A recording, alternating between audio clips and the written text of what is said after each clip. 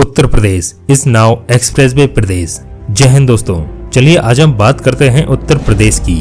उत्तर भारत का एक ऐसा राज्य जो अपने rich cultural heritage, fertile Gangetic plains, forest, wild life reserves और डाइवर्स लैंडस्केप के लिए देश में एक अलग पहचान रखता है। इतनी ज्यादा डाइवर्सिटी होने के बाद भी इस राज्य को आज से 5 से 7 साल पहले तक क्राइम और माफियाओं के लिए जाना जाता था और डेवलपमेंट में यूपी को सबसे पिछड़े राज्यों की लिस्ट में गिना जाता था।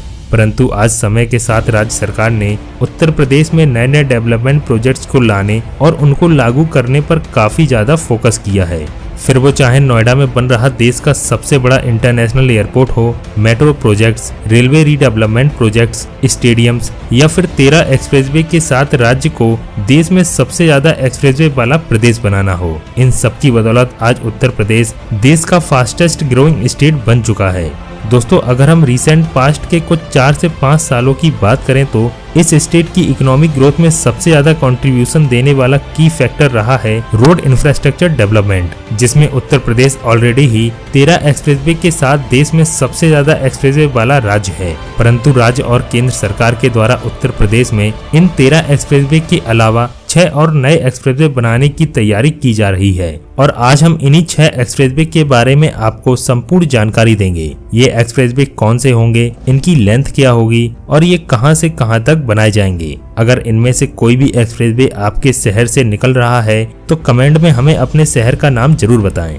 Number 6, Prayagraj Varanasi expressway. दोस्तों, जैसा कि आप सभी को पता है कि मेरठ से प्रयागराज तक उत्तर प्रदेश के सबसे लंबे गंगा एक्सप्रेसवे का निर्माण काफी तेजी से चल रहा है, जिसकी लंबाई 594 किलोमीटर की है। परंतु अब कुंभ नगरी प्रयागराज को बाबा विश्वनाथ की नगरी वाराणसी से एक्सप्रेसवे के थ्रू कनेक्ट करने की तैयारी चल रही है। इस एक्सप्रेसवे का फायदा यह होगा कि पश्चिमी उत्तर प्रदेश से आने वाले लोग गंगा एक्सप्रेसवे के जरिए प्रयागराज तक आ सकेंगे। इसके आगे प्रयागराज से वाराणसी तक का सफर इस नए 6 लेन चौड़े एक्सप्रेसवे के जरिए 1 से 1.5 घंटे में पूरा कर सकेंगे। बेसिकली यह गंगा एक्सप्रेसवे का ही एक पार्ट होगा जिसे फेज 2 के रूप में बनाया जाएगा। Number 5, Meerut Haridwar expressway. दोस्तों, 110 किलोमीटर लंबे और 6 लेन चौड़े इस एक्सप्रेसवे को गंगा एक्सप्रेसवे का फेज 3 भी कहा जाता है, जबकि Delhi Meerut expressway, eastern peripheral expressway और दिल्ली देहरादून एक्सप्रेसवे के बाद ये चौथा एक्सप्रेसवे होगा जो मेरठ शहर से होकर गुजरेगा। मेरठ हरिद्वार एक्सप्रेसवे बनने के बाद पूर्वी भारत से आने वाले श्रद्धालु गंगा एक्सप्रेसवे के जरिए मेरठ तक तथा हरिद्वार तक का सफर मेरठ हरिद्वार एक्सप्रेसवे के थ्रू पूरा कर सकेंगे। Number 4, Shahjahanpur Raipur expressway. दोस्तों, शाहजहांपुर रायपुर एक्सप्रेसवे को यूपीडा के द्वारा गंगा एक्सप्रेसवे से स्टार्ट किया जाना प्रस्तावित किया गया है। शाहजहांपुर में गंगा एक्सप्रेसवे से स्टार्ट होकर यह एक्सप्रेसवे बरेली होते हुए उत्तराखंड की सीमा के पास रामपुर शहर को कनेक्ट करेगा। 100 किलोमीटर लंबे और 6 लेन चौड़े इस एक्सप्रेसवे के बनने से नैनीताल और उत्तराखंड जाने वाले सैलानी को बेहतर विकल्प और अच्छी कनेक्टिविटी मिल सकेगी।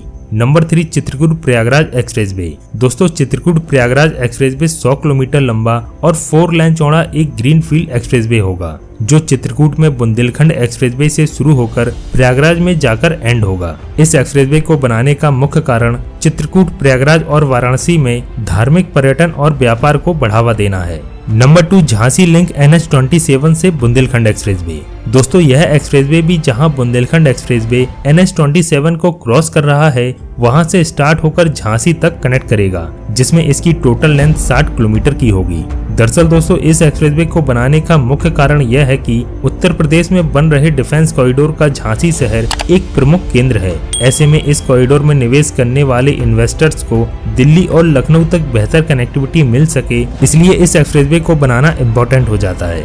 नंबर 1, बिंद एक्सप्रेसवे, जिसे चित्रकूट मिर्जापुर एक्सप्रेसवे भी कहा जाता है। दोस्तों, यह एक्सप्रेसवे भी 110 किलोमीटर लंबा और 4 लेन चौड़ा एक ग्रीनफील्ड एक्सप्रेसवे होगा। अभी इस एक्सप्रेसवे के बारे में हमें ज्यादा जानकारी तो नहीं है, परंतु अगर यह प्रोजेक्ट पूरा होता है तो मिर्जापुर तथा आसपास के पिछड़े इलाकों के लिए विकास की राह आसान हो जाएगी। आज के इस वीडियो में सिर्फ इतना ही। धन्यवाद।